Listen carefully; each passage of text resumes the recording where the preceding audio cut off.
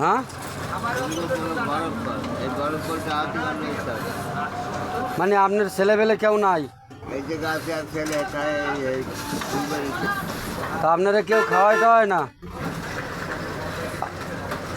আগে কি ছিলেন, এখন কি হয়েছেন? আপনি তো আইডিয়া আইছেন রোদের ভিতর দেয়া, রোদের ভিতর দিয়ে আইতেছেন না, কষ্ট হয়েছে না? এই মনে করেন আপনারা আমার ভালো লাগছে বলে আমি একটা কেক দিলাম, কিংবা একটা চা খাইলেন, সিগারেট তো খান না, খান? সিগারেট খাইলে খোলালি বিড়ি। ও, মানে সোনালি বিড়ি খান? তা আপনি এই বয়সে খান সোনালি বিড়ি? বিড়ি খাইলে কি কাজ হবে?